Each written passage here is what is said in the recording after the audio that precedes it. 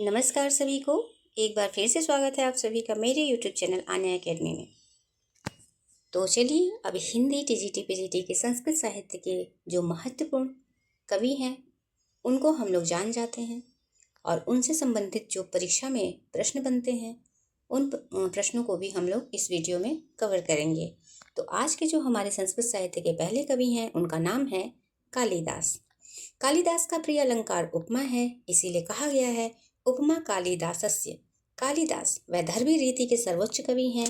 कालिदास के जीवन वृत्त के विषय में कोई प्रामाणिक सामग्री उपलब्ध नहीं है। किंवदंती है कि कालिदास बाल्यकाल में अत्यंत मूर्ख थे। अपने समय की सर्वोत्तम विदुषी और ज्ञान गर्विता विद्योत्मा नाम की एक राजकुमारी के साथ उनके विवाह का षड्यंत्र रचा गया। पंडितों ने मोक्ष शास्त्रार्थ का आयोजन किया और उसमें कालिदास को विजयी घोषित किया। विवाह के पश्चात पत्नी के द्वारा तिरस्कृत होने पर कालिदास ने मां काली देवी की उपासना की और विद्या का वरदान प्राप्त करके घर लौटे। कालिदास ने पत्नी से कहा, अनावृत कपाटम द्वारम देहि, अर्थात दरवाजा खोलो। तो विद्योत्मा ने उत्तर में कहा, अस्ति कश्चित वाग्विशेषम, अर्थात वाणी में अब कुछ विशेषता आ गई है। तो अस्ति से उन्होंने कुमार संभव की रचना की और कश्चित से मेघदूत की और वहीं वाग से रघुवंश की। कालिदास की जो रचनाएं हैं वो 7 महत्वपूर्ण हैं। कालक्रम की दृष्टि से यहाँ पे दिया गया है।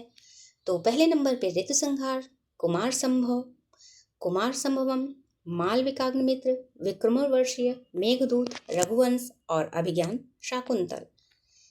इसमें से 2 महाकाव्य है जो कि कुमार संभवम और रघुवंशम है। इन दोनों को महाकाव्य कहा जाता है। और जो गीत काव्य है कालिदास का वो है ऋतु संहार और मेघदूत। और नाटक है मालविकाग्निमित्रम और दूसरा विक्रमोर्वशीयम और तीसरा अभिज्ञान शाकुंतलम। तो इस तरह कुल मिलाकर उन्होंने 7 रचनाएं की हैं। में कुल 17 सर्ग हैं। इस महाकाव्य में हिमालय की पुत्री पार्वती द्वारा घोर तपस्या के फलस्वरूप वर रूप में शिव को प्राप्त करने तथा उनसे कार्तिकेय की उत्पत्ति का वर्णन है। पहले सर्ग में हिमालय का वर्णन तथा पार्वती की उत्पत्ति और दूसरे सर्ग में तारकासुर से पीड़ित देवों का ब्रह्मा के पास जाना और शिव पार्वती के पुत्र स्कंद द्वारा तारकासुर के वध का उपाय ब्रह्मा के द्वारा बताया जाना।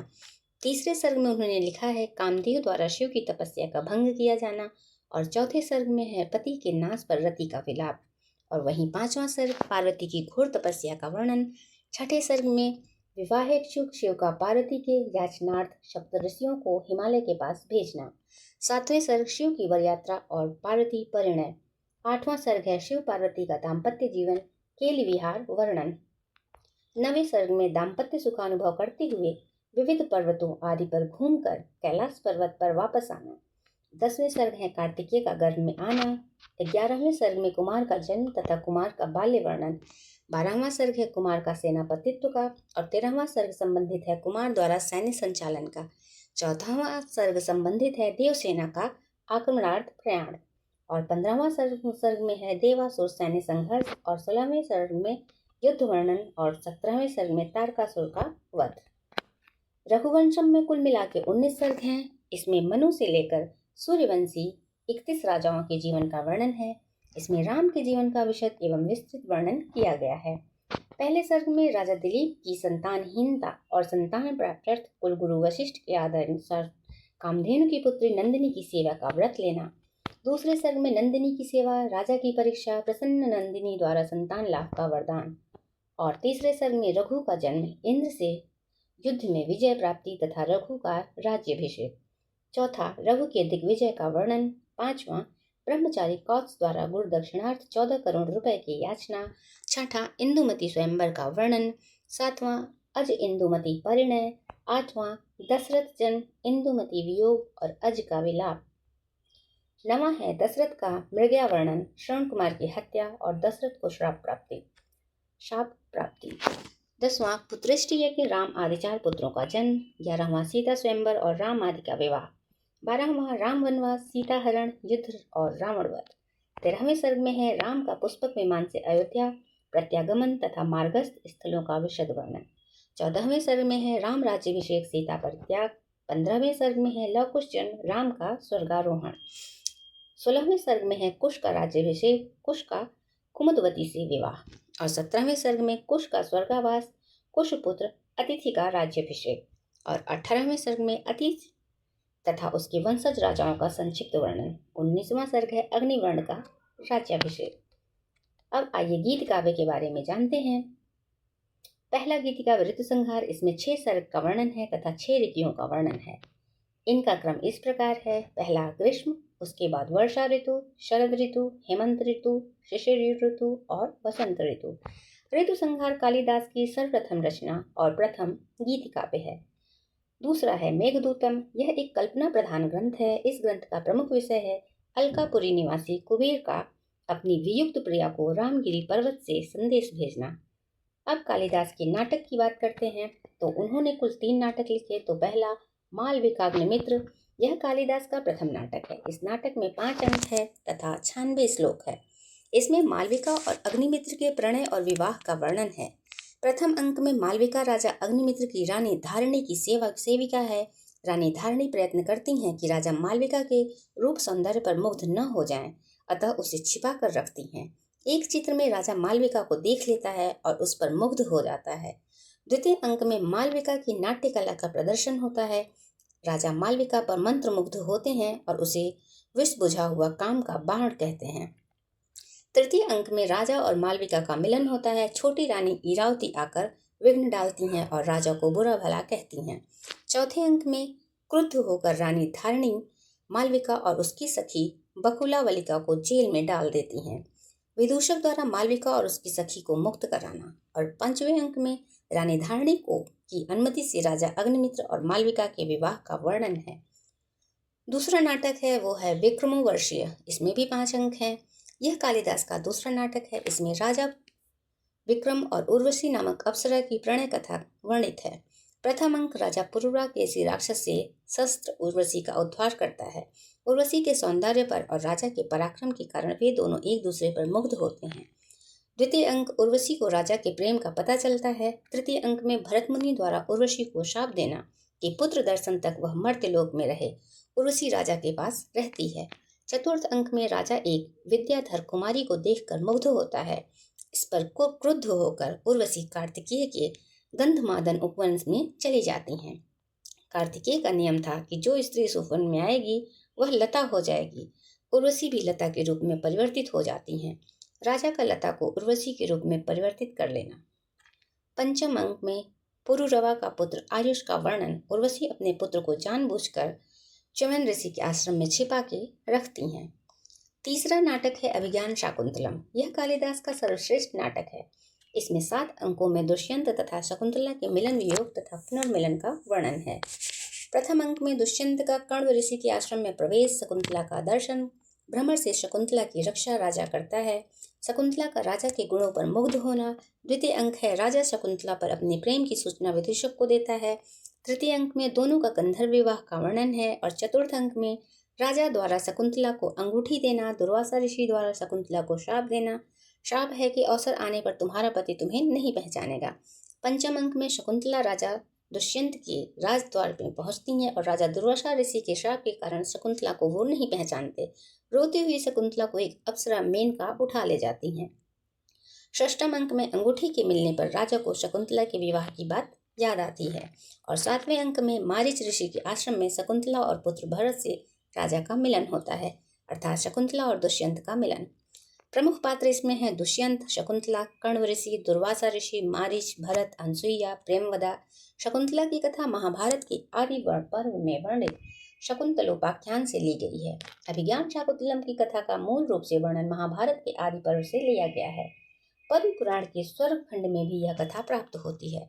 कालिदास संस्कृत साहित्य के सर्वश्रेष्ठ कवि हैं। गुण कालिदास की शैली में प्रसाद, माधुर्य और ओज तीनों गुणों का प्राधान्य है। छंद में अभिज्ञान शाकुंतलम में 24 छंदों का प्रयोग किया गया है। कालिदास के काव्य में प्राकृत भाषा है। तो आइए कालिदास से संबंधित हमारे जो महत्वपूर्ण प्रश्न हैं वो निम्नलिखित हैं। रघुवंश महाकाव्य में कितने सर्ग हैं? तो रघुवंश महाकाव्य में कुल 19 सर्ग हैं।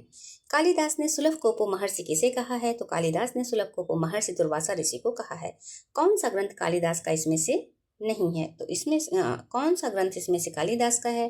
तो इसमें से मालविकाग्निमित्रम, यह कालिदास का एक नाटक है। निम्नलिखित में कौन सी कृति कालिदास की कृति नहीं है? तो कुमार संभव, अभिज्ञान शाकुंतलम, रघुवंशम, ये तीनों कालिदास का है। जो नहीं है वो है उत्तर रामचरितम और इसे लिखा है भवभूति ने। निम्नलिखित में कौन सी रचना लघुत्रयी में नहीं आती है? तो ऋतुसंहार लघुत्रयी में नहीं आती है। सूची 1 को समूह का मिलान सूची 2 से कीजिए। तो चलिए, कालिदास ऋतुसंहार लिखे हैं, भवभूति लिखे हैं, उत्तर रामचरित, दंडी लिखे हैं दश कुमार चरित और बाण भट्ट लिखे हैं कादम्बरी, और वहीं पर श्रीहर्ष लिखे हैं नैषधीय चरितम। तो इसके अनुसार जो उत्तर होगा वो होगा पहला। कौन सी रचना कालिदास की नहीं है? तो दश कुमार चरितम, यह कालिदास की रचना नहीं है, इसकी रचना किया है दंडी ने।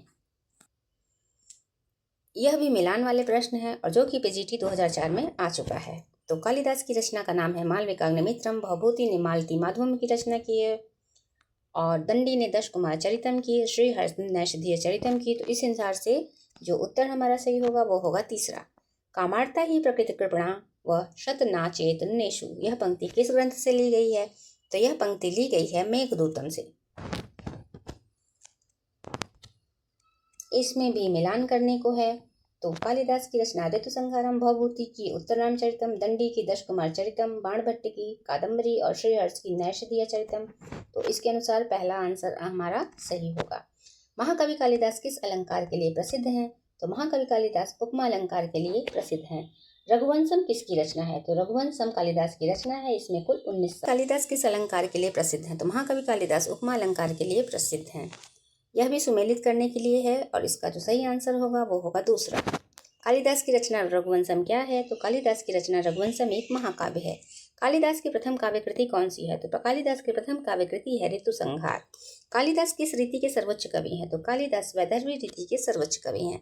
अभिज्ञान शाकुंतलम में नाटक में कितने छंदों का प्रयोग किया गया है? तो अभिज्ञान शाकुंतलम नाटक में कुल 24 छंदों का प्रयोग किया गया है। कालिदास रचित नाटक इसमें से छांटना है तो वो है विक्रमोर्वशीयम। अभिज्ञान शाकुंतलम की विधा क्या है? तो अभिज्ञान शाकुंतलम की जो विधा है वो है नाटक। नाटक अभिज्ञान शाकुंतलम का नायक कौन है? तो कालिदास के नाटक अभिज्ञान शाकुंतलम का नायक का नाम है दुष्यंत। कालिदास के उस महाकाव्य का नाम बताइए जिसमें शिव पार्वती विवाह और कार्तिकेय के जन्म की कथा है। तो उस नाटक का नाम है कुमार संभवम। उस महाकाव्य का नाम है कुमार संभवम। कौन सी रचना कालिदास के बृहत्तरी में आती है? तो इनमें से कोई नहीं। कौन सी रचना कालिदास की नहीं है? तो काव्यादर्श कालिदास की रचना नहीं है, यह रचना है दंडी की। उर्वशी अपने पुत्र आयुष को किस ऋषि के आश्रम में छिपा रखती हैं? तो उर्वशी अपने पुत्र आयुष को च्यवन ऋषि के आश्रम में छिपाती हैं। सीता स्वयंवर का वर्णन रघुवंशम के किस सर्ग में है? तो सीता स्वयंवर का वर्णन रघुवंशम के सर्ग 11 में है। कालिदास के किस ग्रंथ में 6 ऋतुओं का वर्णन है? तो कालिदास के ऋतुसंहार में 6 ऋतुओं का वर्णन है। कालिदास का प्रथम नाटक कौन सा है? तो कालिदास का प्रथम नाटक है मालविकाग्निमित्रम। कुमार संभवम महाकाव्य में कुल कितने सर्ग हैं? तो कुमार संभवम महाकाव्य में कुल 17 सर्ग हैं। कालिदास की अंतिम कृति का नाम क्या है? तो कालिदास की अंतिम कृति का नाम है अभिज्ञान शाकुंतलम। रघुवंशम में कितने सूर्यवंशी राजाओं का वर्णन किया गया है? तो रघुवंशम में कुल 31 सूर्यवंशी राजाओं का वर्णन किया गया है। कालिदास के जीवन के संबंध में जानकारी किससे मिलती है? तो कालिदास के जीवन के संबंध में अंतः साक्ष्य के आधार पर जानकारी मिलती है। कालिदास ने कितने महाकाव्यों की रचना की है? तो कालिदास ने कुल 2 महाकाव्यों की रचना की है। अनावृत कपाटम द्वारम देहि किसने कहा है? तो यह कथन कालिदास का है। अस्ति कश्चित् वाग्विशेषः, यह उक्ति किससे संबंधित है? तो यह उक्ति कवि कालिदास से संबंधित है। अभिज्ञान शाकुंतलम में अंगिरस कौन सा है? तो अभिज्ञान शाकुंतलम में जो अंगिरस है उसका नाम है श्रृंगार। कुमार संभवम में कुमार शब्द का क्या अभिप्राय है? तो कुमार संभवम में कुमार शब्द का अभिप्राय कार्तिकेय से है। शकुंतला को श्राप देने वाले ऋषि का नाम क्या है? तो शकुंतला को श्राप देने वाले ऋषि का नाम है दुर्वासा। कालिदास कृत मालविकाग्निमित्रम में अग्निमित्र की द्वितीय पत्नी कौन है? तो कालिदास कृत मालविकाग्निमित्रम में अग्निमित्र की द्वितीय पत्नी का नाम है इरावती। विक्रमोर्वशीयम का नायक कौन है? तो विक्रमोर्वशीयम का नायक है पुरुरवा। अर्थो ही कन्या परिकीय एवं किस नाटक के श्लोक का चरण है? तो यह है अभिज्ञान शाकुंतलम का। विश्व का प्रसिद्ध नाटक कौन सा है? तो विश्व का प्रसिद्ध नाटक है अभिज्ञान शाकुंतलम। शकुंतला दुष्यंत का विवाह क्या था? तो शकुंतला दुष्यंत का विवाह गंधर्व विवाह था। सरसिज मनुवृद्धम शैवलेनापि रम्यम, यह किस नाटक से उद्धृत है? तो यह है अभिज्ञान शाकुंतलम से उद्धृत है। कालिदास के किस नाटक की कथा महाभारत के आदि पर्व से लिया गया है? कालिदास के अभिज्ञान शाकुंतलम का महाभारत के पर्व से लिया गया है। मालविकाग्निमित्रम की प्रस्तावना में कालिदास ने किस नाटककार का स्मरण किया है?